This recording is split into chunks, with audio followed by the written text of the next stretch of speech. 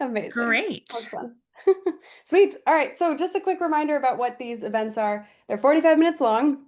They are workshops for professional development, for talking to each other. It's all about interactive and informal engagement to talk to other ambassadors. Also to connect with experts. In this case, Tara and I are going to be the experts who have done a bunch of these health projects. But if there's a specific topic you want to dive deeper into, there are more resources, and you could also get in touch with the project leaders as well. So that will be continuing on with experts in future events like this too. We want to encourage knowledge sharing, so we'll do an idea exchange near the end of this where we'll brainstorm different programs that could come out of these projects. And then lastly, it's also to help us gain feedback. So if anything has come up from this event and also from anything else related to your ambassador experience, now's a great time to talk to us about it. And whenever you want to add in the chat or at the end, we can talk through those things. Awesome. Okay, so health topics. Human health and medicine, although I would argue that there are some projects about the health of other things that definitely impact humans. So it's a vast space. That does not mean that I'm going to go through that many projects. I'm only going to cover about six, I want to say. But before we do that, I am curious to know what health-related topics are most relevant to your community. So has anything come up in the past that is relevant to health that you would like to pursue? Any topics that you've heard from people? Ooh, okay, interesting. Diabetes, valley fever. Man, these are specific. Dementia, okay. Yeah. Wow, okay. Okay, I'm trying to think now because I think there was a project that came across that was about or related to diabetes, and now I can't remember what it is, but I don't think it's one of the ones I'm mentioning. So, oops. If I find out what that project is, though, I will let you know because I swear it was in there. Okay, so that's What's great. Valley Fever? It's like actually, well, Melanie, do you Yeah, want to? Melanie, what's Valley Fever? It's actually, I believe it's a fungus, Yeah. but it's a respiratory thing and it just makes you uh like animals can get it, you can get it. When you get it, it lasts forever. You're just exhausted, kind of like mono. Is that Um what the wife of the actor This recent? no, y- I think that that died was from? with the mouse. Oh, What's the mouse. That mouse? was mouse, something with Um mouse droppings. I can't remember the Because name of it. I knew that was in, high desert. That was Yeah, but in. that also spread through like, dust getting kicked up Mm-hmm, mm-hmm. and then the mouse droppings. Starts with an H, that one, but yes. Interesting. Uh, Yeah, there's a lot of communities that are there was a community out in Boulder Ridge, Phoenix area, northern Phoenix area. They were really concerned about valley fever because they had a um rock blasting. Oh, hantavirus. Right, right, right, right. Yeah. I think I remember what actor you're referring to or producer. I forgot. It was This is the really depressive oh, Gene Hackman. Gene Hackman. It was the very bizarre story. Yeah. But Oi. yes, I knew it was something related to like a virus that you get in specific areas, but Well, interesting. we will definitely be covering valley fever related stuff, respiratory stuff, and dementia. And for diabetes, I'm going to keep that in mind and see if I can find anything later on as well. But so for the next six or so slides, I'm just going to give you snapshots of each of these projects. If you've done any of these projects, feel free to share in the chat. I know the first one's going to be an obvious one. Helen, it's stall catchers I'll cover. But it just goes through this the goal, the task, the format of it, the age range it's appropriate for, and then what we think programming suggestions might look like.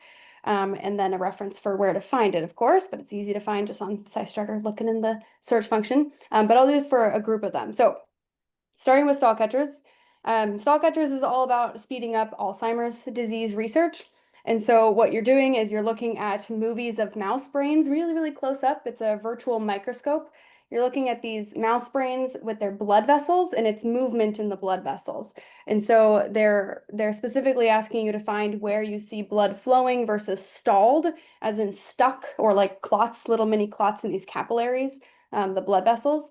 And you're reporting when you see whether or not it's a clogged or stalled vessel or it's flowing. What that accomplishes is that we're trying to figure out how to get rid of these stalls because it contributes to the lack of brain blood flow in Alzheimer's patients. We have about 30% less brain blood flow in Alzheimer's patients, which is a terrible feeling. If you ever stand up really quickly, you get that head rush feeling. That's what that feels like.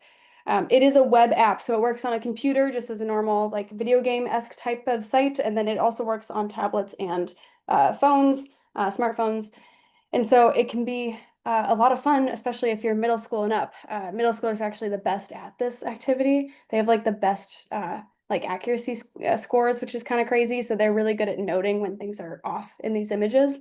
And it's hyper gamified. So as Helen mentioned, with the very, very competitive team at work, it is very competitive, and you can make a league and you can make a whole activity out of it. So if you want to do a catch-a-thon, meaning like a series of days in which you're racing to get the most points, it's really easy to do a competitive after-school gaming activity, like I wrote there. It's also, and the catch-a-thon at the end of that too. There's an Alzheimer's Awareness Month, and there's also an Awareness Day on September 21st. We're a little bit too late for Awareness Month being this month, but that's okay. The last one in there, that second bullet point, we discovered. Although Helen did something for it, so Yeah, for June. yeah, yeah, great timing. Did you know it was Alzheimer's Awareness Month? I was also gonna say the gaming reminds me of things Desari you might be into with at the library and showing people how to do it because of the last presentation you gave. So Yeah. Helen didn't know, but there you go. You participated in an Alzheimer's month Yeah. activity. Good job. I've played it. It's fun. Awesome. Woo. And then that last bullet point in the middle there, multi-generational. We found out that there is an overlap between two different distinct audiences for stall catchers, being retirees who are very much caring about Alzheimer's because they are either, or like many of them might be affected by it, or family members and such. And then we also have young ones, so those in middle school, high school, et cetera, who are just very interested in video games. And so it's pretty easy, or rather, I shouldn't say easy, but rather a nice parallel or a nice collaborative opportunity to bring together multi-generational audiences for a goal of like, let's speed up Alzheimer's research. So if that is a goal in the future for your community, that's definitely a way to do it. Since you mentioned dementia as well, I'll mention Narika at the end of this presentation too, or that's the last project on the list. All right, now talking about Valley Fever related things, aircasting. Has anyone seen this project on SciStarter? Or seen the kit, the monitoring outdoor air quality? Maybe. No? Okay. Cool. All right. Well, it's a kit. So in addition to being its own project, you can also, if you have a library near you or a partner library that has these citizen science kits, it's one of the most popular kits. It's definitely on the pricier side, so it's less likely for some libraries to have it. It's I like, feel like Melanie, there's definitely Arizona libraries that have this kit because it was one of the earliest kits that we piloted in Arizona. yeah, I So think Mesa has one too. Cool. Yeah. Yeah. Um, Yeah, if not, I mean, I know all of Maricopa County libraries, they definitely do. They might have the old Airbeam though, or yeah, Airbeam. Yeah, so the whole point of this activity or this project is that you're monitoring air quality around an area. The way they're monitoring air quality is by particulate size. And so it uses terminology like PM, particulate matter, and then 2.5, 10, 5, whatever the measurements are, which just tells you the size of the particulate. Particle, particle, whatever the words are. And so what you're doing is you're walking around. It's a mobile thing, or it can be stationary where you have it located in a spot outside the library, outside the location, wherever, or on a backpack, and you walk around and see what the air quality is like all over your town, or in that specific location throughout the day. An example of this would be our colleague Roland, who's in Lebanon, attached this to his bike and actually rides his bike while measuring air quality throughout all of his bike rides. So he has, if you look at the aircasting map, which it's a public display map, you can see where he's been biking because he's pretty much the only one in Lebanon with this machine. So it just goes winding all the way around the Beirut, and you get to see his pathway and how bad the air quality is in certain areas versus others. So it's a great way to kind of understand like where we have the most dense air quality issues.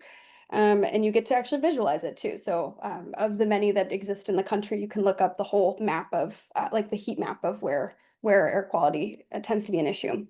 There is the kit as well that uses the Airbeam device, which is required for this project, and you can use the web-based visualization tool, excuse me. I would say this is probably higher level, middle school is pushing it a little bit, but higher level in terms of being able to use it. You can always talk about air quality for younger ones too. But definitely a good exercise for high schoolers to be able to see the area around them and their air quality, and adults as well. So when it comes to diseases and such though, or like illnesses, it doesn't actually measure like the types of things that are being analyzed. It's just the size of the particle. So it gives you information like proxy data on what it could be and does not define it chemically. So just keep in mind too, is like if you find something of worth, that means that you can define an area that might have bad air quality, but you might need to move on to other measurement techniques if there's like an issue that needs to be solved. So the suggestions, you can always talk about air quality in an educational discussion. You can use the visualization tool. I'll go ahead and click that actually. Thanks, Tara, for finding that. Yeah, I just put in the chat 'cause it's really cool. It's blank. Come on. I know it's a little slow Yeah. to load. Go to Lebanon. It's gonna... I know, I'm going to Lebanon now. I was so curious to see. Yeah, I'm pretty sure there's like a line of where he literally goes and does his treks around town. Come on, zoom in. All right, there's Lebanon. There's where our buddy Roland lives. There's Beirut. Okay, don't make me a liar. Come on, load. Is this only Might not showing data from a certain? It should show everything, but I don't Because know. it's not coming up for me either, but I don't know if it's because like It could be we put a loading setting still. on that's like in the last week or something. And Oh yeah, let me hit mobile. Yeah, here we go.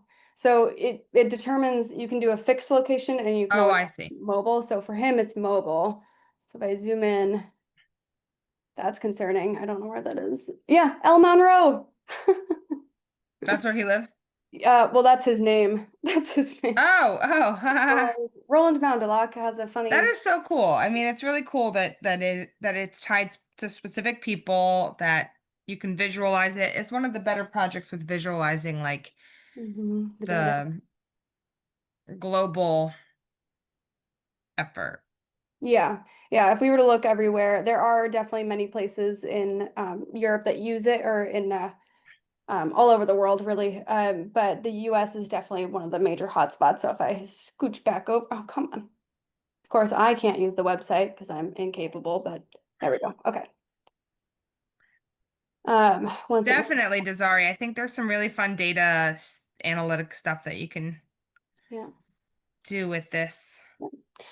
There's also side projects. The second programming suggestion I added in there is like where we have existing programs, like take going on a nature walk, for example, where it's not necessarily connected to citizen science yet, where you could turn it into citizen science by doing iNaturalist and such. You can also use this as your method of engaging citizen science. You just attach it to one of the backpacks, start your walk, and then at the end of the nature walk, while everyone's cooling off inside, you show them the stats of like, here's what data we found on our walk. That's And so cool. you get real-time access to like how the air quality is. I think I broke it. Yeah, it's Go back. Try this when you're not running like 15 billion programs on exactly. the computer. Okay. The next one, mosquito-borne illnesses. So the Globe Observer map, or sorry, Globe Observer app, excuse me, is a program with 4 different protocols. And one of them is Mosquito Habitat Mapper, which is often overlooked just because it looks a little bit more complex. Clouds, land cover, trees are all pretty obvious, and like in one moment you can do it. And it really is the same for Mosquito Mapper. I just think that people generally think it needs to be a bigger process. There is a kit, a citizen science kit for this one as well, but it is technically not required. You don't need to have it. What you're doing as a part of the project is finding the larvae of mosquitoes. So if you live in an area where there are mosquitoes and there's standing water after rainfall, you wait a couple days.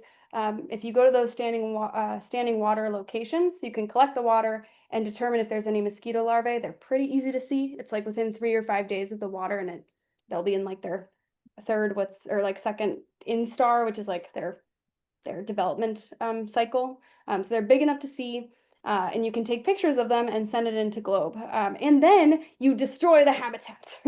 So if you're looking for something where you can be destructive afterwards, this is a big one because it's about getting rid of that habitat because it should not be there. We should not be letting mosquitoes just randomly populate the area. Now, not all mosquitoes are evil.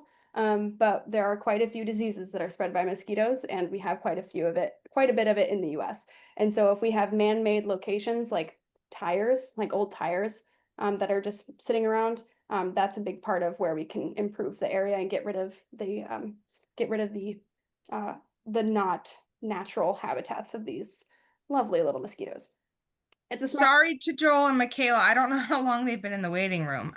Oh, I didn't get notified for some reason. oh, oops, oops. Hi, friends. Joel, Michaela, were you in the waiting room long? Uh, Say is that for me? Yeah, hi. I Yeah. hope you guys weren't in the waiting room long. I'm sorry. No problem. Glad to be here now. Yay. We're just talking about mosquito habitat mapper. While I'm paused here for a second, has anyone done mosquito habitat mapper? No? Okay. Well, that's okay. It's a new one for y'all then. I would definitely recommend checking out the app. You can kind of run through the steps just to check it out and see what happens. It's also mosquito season right now, so if you do have mosquitoes in the area, or something that you think might be a mosquito, definitely still add it because it'll help you identify what type of species it is, or it'll tell you this isn't a mosquito. This is also a great one educationally. They have I want to say just a billion resources that are for educating the public and especially of all ages. They have scaffolded resources across different grade levels to teach folks about mosquitoes, including a mosquito teller. Do you guys remember the fortune tellers? Yeah. Yeah, it's one of those, and they're so fun. So if you're interested in building some mosquito tellers, they have one for each illness or mosquito-borne illness that you could think of for not just the US. There's a couple that are not here yet and hopefully will not be here. I was gonna say, this is a silly question. I'm sure the answer is yes, but there are several species of mosquito, right? Oh, big time. There's like a million. A million species, but There's they all have thousands of species. similar larva, Yeah, so similar this one's stages. it's interesting because like do you see this image in the corner here like the Mm-hmm. yeah, so the app and also the materials along with it have gosh, I have one at the office and I did not bring it with me. There's like a chart where you can kind of go down the list of like the various parts of the mosquito, like does it have this? Check. I Does see. it have this? And you can kind of identify what the species is based on that. So it is really good about like critical thinking of those, observing those small features and going through that process. Cool. And so it makes it really, really approachable to be able to identify it. But yeah, there's so many mosquito types. So sometimes it's just identifying like the genera, like kingdom, phylum, class, order. Yeah. Yes. Genius. Gene. Yeah, genera, plural, genus I think, is the singular. Cool. Yeah, good stuff. There's also a mosquito larvae scavenger hunt idea that they have on their website too, on the Globe Observer materials. They have scavenger hunt materials. It can be about mosquito-borne illness and prevention in general, making sure people understand the importance of being cautious of mosquitoes and when they travel and why there are epidemics in other parts of the world and issues here. We've had plenty of sudden upticks in mosquito-borne illnesses too. So with that, any questions about this topic? I didn't mention the age range. This one can be very much scaffolded for little ones. I said elementary just because the process of loading data is definitely better if they're older because they can go through the full process. But I would still say late elementary to older is easy peasy. I just put the slides in the chat for this session in case you want it, especially for Joel and for Michaela for the first two projects that we talked about. If you want to follow along for this information, we talked about stall catchers and air casting. Yeah. All right. Outbreaks near me. All right, this is the easiest project anyone can participate in. I say that because it's literally an email they send me every Monday saying, how are you feeling? And I say, good. Or healthy. I think it's healthy. Yeah, healthy, thanks. So once a week, I just respond saying healthy, thanks. Now, why would we bring this up as a program thing? So this is another visualization tool type project where we're looking at big data of tons of people across the world, 7 million to be exact, who are tracking local epidemics of COVID-19 and also flu. And identifying where the outbreaks are happening so we can help hospitals and primary care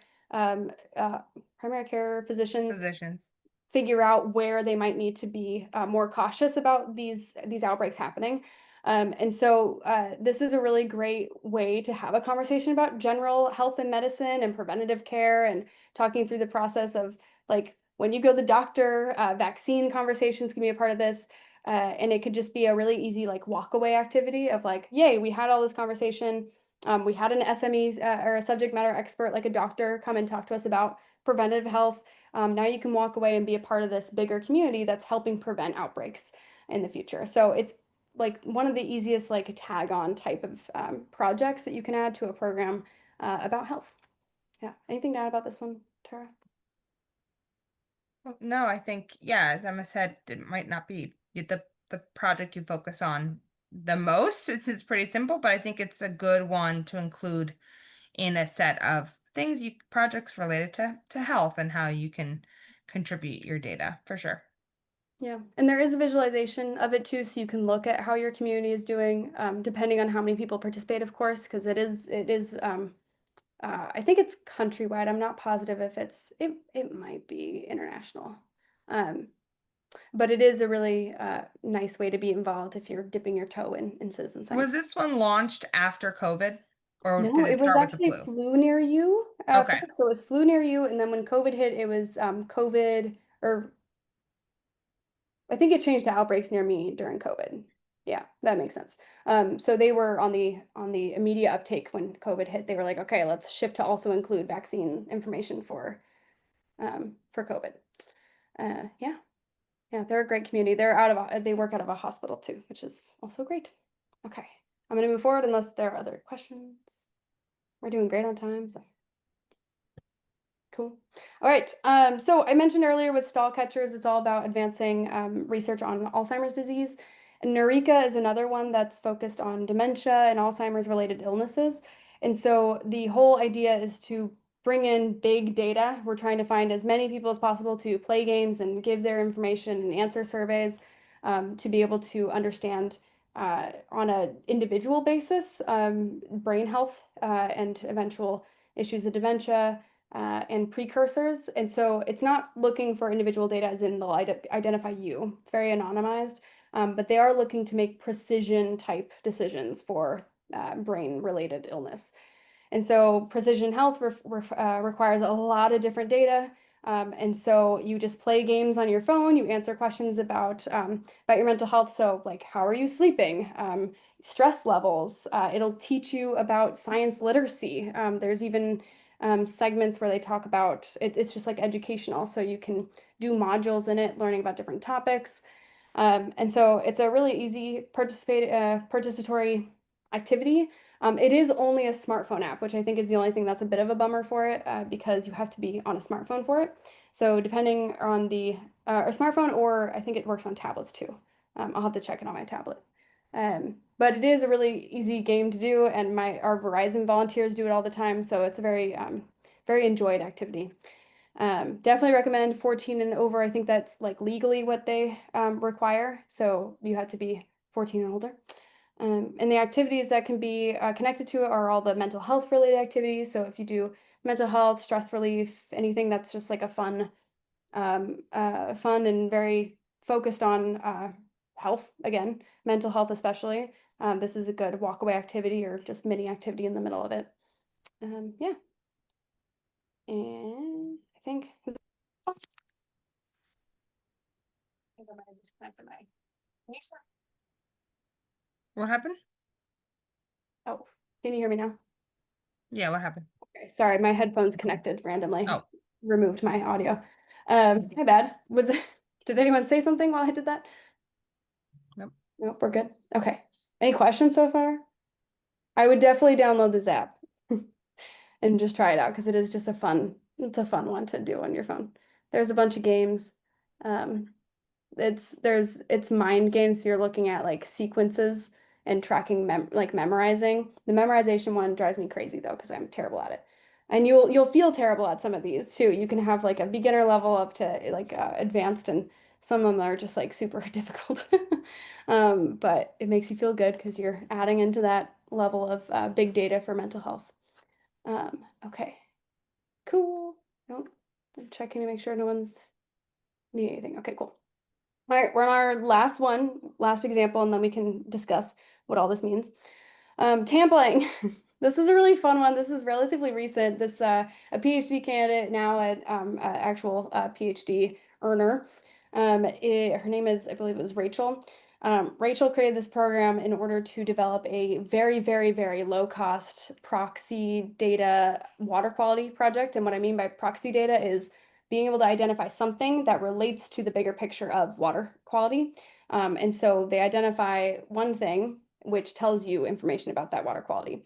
And so the goal was to be able to enable communities to monitor local streams or local water sources for contamination.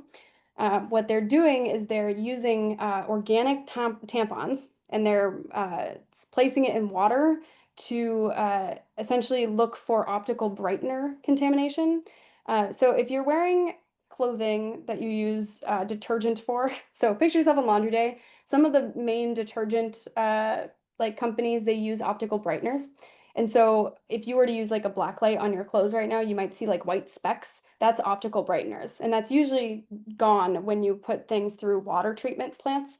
And so if you're able to see optical brightener contamination on this tampon after the test, that means that the water treatment plant is not actually getting to this water. It's not actually filtering. And so that could be an issue of like there's a leak happening, it's not going through water treatment. It's generally just an identifier of this is not safe water. So it can be can be very interesting and lead to some very interesting conversations depending on where you find this water with optical brightener contamination. But it is an outdoor lab activity. It's interesting because you're using tampons, which is entertaining to folks. It does use minimal material, so it's pretty easy to do on the with very low budget. There are variations on the project page. They have variations for younger audiences, and they have partnerships that have a lot of different resources beyond what's available just for the project. So do you need a black light for this project? Oh yeah, good point. I think so. Yeah, you do need a black light. Unless you have somewhere that has a black light already and you can go visit that place and use it. This sounds really cool. I'm thinking of, you know, I just lots want to of run it under my educational sink. tie-ins. What'd you say? I just want to run the water in my sink over it and test it. Exactly, And find out exactly. the I horrible never thought state. about putting a black light test to water, but that sounds really interesting. And Yeah. Yeah, the only thing though is make sure, or rather you'll look at the materials if you do end up doing this, but the tampons themselves do often have optical brighteners in them, so they have to be organic. And they have to be a very certain, like you need to look at the description to make sure they don't have optical brighteners in them. Because if you just light one up before you put it in the water, you might discover, oh wait, there's already optical brighteners in this. So yeah. Awesome. Yeah. For just for reference too, there are versions of this that scaffold it as a like a lab activity that mimics the process of testing water, because sometimes with the younger ones, especially like as a school project, it's a little tough just because you don't want to expose children to potential contamination. And so there's versions of this in which you can like mimic it in a setting and then send people off with the knowledge to be able to do it in their in a more controlled situation at home with their parents if they would like to. So cool. there's variations of this for that reason. Yeah. Cool. I love how innovative it is. Yeah. Yeah, the PhD or Rachel was super it was really interesting hearing her talk at the conference in Portland a week and a half ago. She was there. It was great. Very cool to hear. And it's a growing project too. They've made a partnership with the Texas Stream Friends at the Stream, something stream related in Texas, and it's a big project to Well, very Desari's in finalize it. Texas, so let's find it. Oh, gosh, yeah, I want to say it's here, let's just find it really fast. Texas Stream Team? Yes, that's the one. Yep. Cool. We're Statewide on there. stream monitoring. Mm-hmm. Okay, Yeah. I'm gonna put it in the chat for you, Desari. Texas Stream Team. Did they Cool. have it on the website? I hope they did, but I didn't actually check. Yeah. Really cool. Yeah, and there's more description on what the optical brightener thing does, by the way. We also did a podcast on this a while back ago, so if you want to hear from that project leader. Yeah. Yeah, definitely. Cool.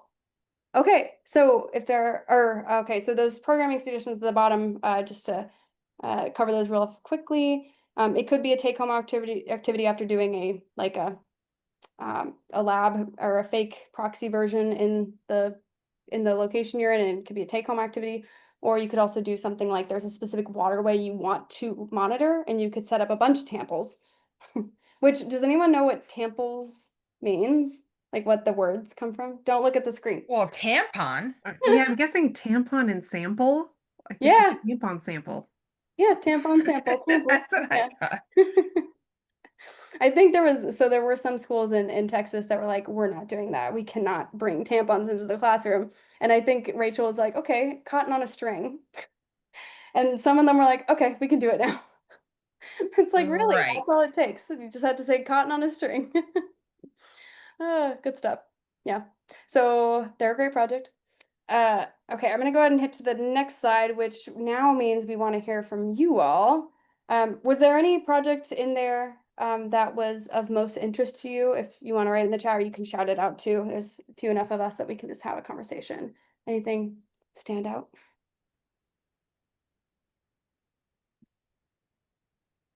Tampling, It's a definitely. like class favorite.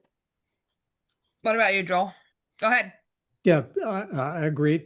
The Tamples stood out. I like to go trout fishing and go almost every month. So I bought one of these analyzers where it'll tell you about minerals in the water and tell you about how healthy the water is for the bugs that trout eat. So I'm to begin with interested in water quality, and I certainly would take Tamples with me and Yeah. and put those in there and look at my black light too. Yeah, absolutely. There are definitely more water quality projects that we didn't add in here. They come and go. And so I would definitely look into, there might be one, I'm trying to remember. There's been some where you take a sample and you send it into a lab too. So if you're looking for mineral levels and such too, you can dig a little deeper if you have a moment to do so, and see if there are others that might be helpful for that too. Because optical brighteners are great, but it is proxy data, right? So you can find out a lot from it, but if you want to know specific minerals and such, uh, it'll be a bigger project, which I encourage you to look into. That would be great. Awesome. I definitely want to try Nurika. Yes. Yeah, please do. Eureka, huh? Nurika with an N.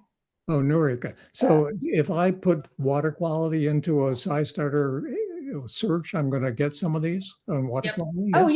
yeah, let's try it right now. I literally was just going on to see what comes up, but go ahead. Why don't you share your screen and do it? Yeah. I just typed in water. Okay. So there will be some that are specific to location. So for example, this is Myrtle Beach, so not really relevant to me. And this one also not in my location. Earth Echo Water Challenge, that one is looking at water quality. They use specific kits, so that would work. Water Watch SA, I don't remember if that's Australia. If you want to go to Australia and do water quality there. Chesapeake Water, where are you located, Joel? I'm sorry, what was the question? Where are you located? I'm in Chicago, but I'm going to be in Nevada and California on trout streams next week. So Oh, yeah, well, then Chesapeake Water Watch does not work for you. Tampling is on there, perfect. That's Rhode Island, Utah. There's 31 pages, so Yeah. there's got to be something. You can also filter if you filter by location. Yeah, California or Nevada. Yeah. great, very helpful. Thank you. Mm-hmm. Yuba River. Are you going to the Yuba River? Where's that? The Yuba River, I thought, was in Arizona. I don't think so, or at least I don't recognize the name. Yuma is in Arizona, but I don't know. Yuma. Okay, maybe. There's definitely no river down there, or at least I didn't think there was. It's very So dry. I will actually be on the Truckee River in 1 week. Look at Oh, that. good. That is a great place for me to start. That's so cool that if you want any tips, I love the Truckee River. I've done so much research out there, actually. That was where I did my my undergrad research was on the Truckee. Oh, really? Great. Beautiful place. I love the Truckee. Absolutely is. Yes. Okay, I'm gonna send this in the chat in case it's helpful. I don't know if it's all about, I don't yeah, know it's if it's a project, but there's river guides. So, I might need to look at but this there's lots of things you could do there, Inat. wildlife Is observation. stream selfie still a It does project? exist. You can still submit data. It's not regularly monitored right now. So there's a bunch of other, actually, they have a water project or water quality project. Let me grab it. Salt Watch. They do Salt Watch and Nitrate Watch. Salt Watch is looking at like road salt being watered down and pushing into rivers. So that's definitely a good one. And then Nitrate Watch is their other one. Let me drop these in the chat. Nitrate Watch. I'm not Lots for you to go through, Joel. Pick a Yeah. couple good citizen science projects for your trip.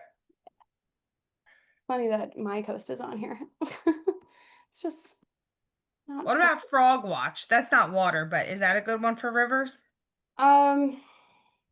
Frog Watch requires training by the Frog Watch folks. Oh, So I see. if you Okay. had time to do a training with them. Also, I think the timeline for frogs is actually we might be in. Is it frog season still? It's February through. I want to say. Michaela said our local garden club is doing Frog Watch. Oh, Oh, awesome. really? Nice. I want to say it's February through something else. Let's see. Oh, February through August. So yeah, you have an opportunity to do that too. If you see froggos, herpetology, all fun stuff. There is a herp mapper too if you really just want to look at frogs. I like frogs. I think they're really cool. They are very cool. And they're really important indicator species, right? Mm-hmm. Not as important as caterpillars. Well, that's a personal opinion actually, so I don't really know. Okay, But well, just they gonna are point that very out. sensitive to changes in the environment, frogs. Yeah. Look at that little frog. Frog. All right, let's go to our questions really quick. We're not going to break out because I don't think we have enough time, but let's just pick one project. Let's pick I don't know which one stood out to everybody. Maybe the tampling one. So it just think to yourselves, like as you're planning these programs and reaching out and letting more people know about these programs, like what local interest groups or audiences would you engage in something like the Tampling project? How would you introduce the project in an interactive way? I think something that we really want to emphasize is that unless people are having fun, none of this matters. Fun is like the top two most important thing that should be happening in doing these citizen science projects. Like one is that it should be getting something meaningful out of it. Two, it should be fun. And then three, the scientists benefit, right? So how do you do something that's fun to get people really interested and engaged? What programming format would work best? These are just some questions that we ask ourselves in planning programs. Is this something that's best in a classroom, with a classroom setting? Is it best on a nature hike? How would you connect this to what's happening locally in your community? How would you support ongoing engagement in this project? So these are just some guiding questions for you all to think about as you're planning these, and we'll send this slide deck around so that you don't have to memorize these. And maybe we should add these to like the program planning guide too, because I think these are really good sort of like first thought questions. Yeah, to get you to really design programs that are meaningful. Yeah. But since we only have a minute left, let's just wrap up with what is coming up. Oh, before we do that, I just Oh, wanted to do a quick yeah. reminder. There is a for ambassadors section right here. If you were to click on that from the ambassador site on SciStarter, it'll take you to where the handbook is. I just wanted to make sure everyone knew where that was, because sometimes it's really not super easy immediately to find things. So I want to make sure we're making that easier and easier. So if you run over here, you'll see for ambassadors, handbook, register an event or program. That's the add event tool. And then there's also the reflection form for afterwards. So you don't need to save those in various places. You'll have access right here. Quick Yeah, question on registering an event. So like what Helen did with the library branches, is that something you would register as an event? Because that was a big thing that got a lot of people participating. But is that Yeah. like Yeah. what's an event?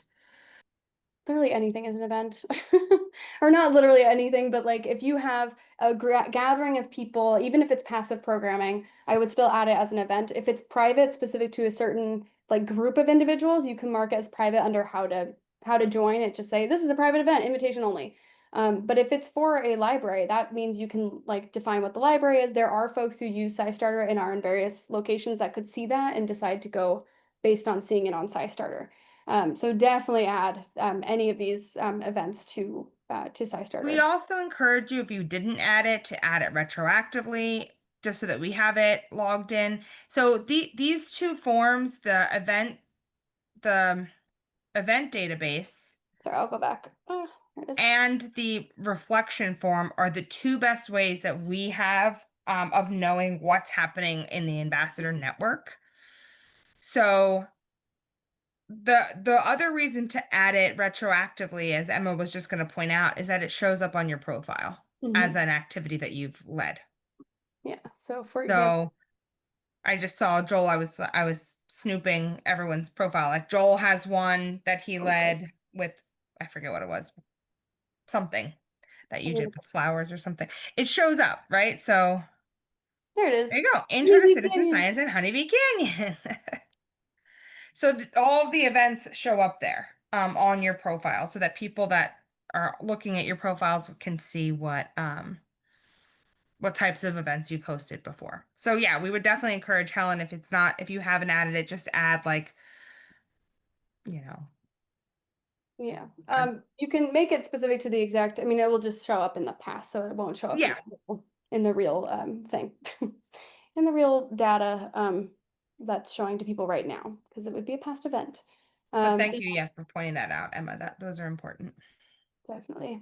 Okay, and then the last thing for what's next, we of course have more things. We have the next 3 months set out for July, August, and September for our topics. I will mention though, July 9th, we're also going to hopefully add information on engaging with libraries writ large. Hopefully I'm not saying that without, yeah, you're nodding, cool. Yeah, so we'll definitely have a lot more information on that as well if you're still looking to engage a library. Let me drop those into the chat for you. I Register. hope you like our name for August. Emma came up with it. It's getting hot in here. Let's measure it. And then in September, we'll pull together some librarians and other folks that were involved in planning summer reading programming at the library related to citizen science to talk about what they did, lessons learned, and what's next. Now that song is the only thing you need to know anyway.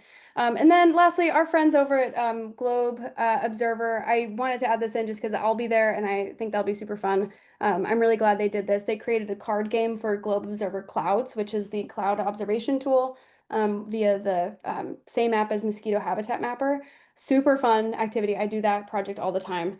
And it is just really simple and easy to do. They made a card game. So if you want to join, you can also, if you go to that link, which I'll go right now, You can request your own card game. you can print it right from here. Yeah, you can print it. I think, But yeah. they have some that they're sending out, I think. Oh, okay, gotcha. If you actually go to the StarNet page for this, Okay. they have a link for how to request a set of cards. Apply to now to get you free packs. Nice. Yeah, apply now to get your free pack. Yep. Should I apply? I think I will. Yes, Joel, go ahead. So I have a 3-year-old grandchild, and these cloud cards got me interested. So, how would I find out the best projects to get a 3-year-old interested in citizen science? Love that. I have a 3-year-old daughter, so this is very near and dear to my heart. Again, on that project finder, there is a filter for age range. So that's one way.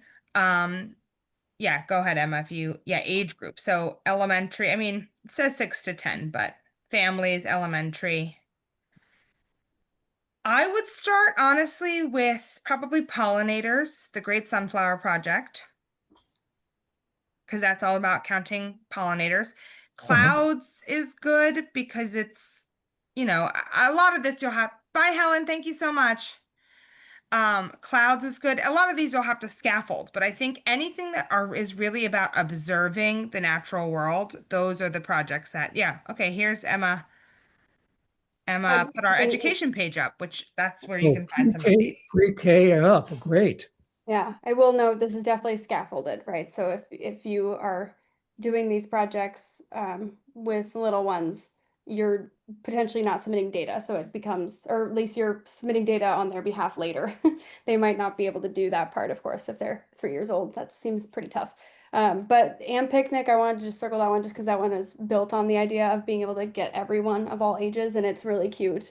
You literally are setting up an ant picnic. You just and you get to see how many ants, so you get to explore data too really early on. It's just a really sweet one for little ones. It does require a lot of stuff, but the only thing that's difficult to get is amino acids, glutamine powder, which I think is literally like the stuff. What is that stuff from? Is it in Chinese food? What's that stuff? Oh, MSG. MSG. Yeah, it's MSG is what it is. So it's very interesting and I think having you a can bit of. source that pretty easily. I mean, I think there's like bags of it on Amazon. That's the only Yeah. thing I can think of. Yeah. This is cute. I'm gonna try this with Sophie. Oh, please do. That'll be so sweet. She's been very curious about ants specifically lately. Like at the park, like she'll always be like, "Mom, look, a bug," and it's like the tiniest ant you've ever seen. Oh, that's so sweet. So I think she'd like this one. Nice. Let us know how it goes. Yeah, this is definitely a good one. Yeah, I sent, or did I, yeah, in the chat, I just dropped the education page. I'm working on reformatting the education page too. So if there's anything you'd like to see on that, let me know. There's a lot of resources at the bottom too. All kinds of stuff. Too many things that I need to figure out how to display a little bit better. Yeah.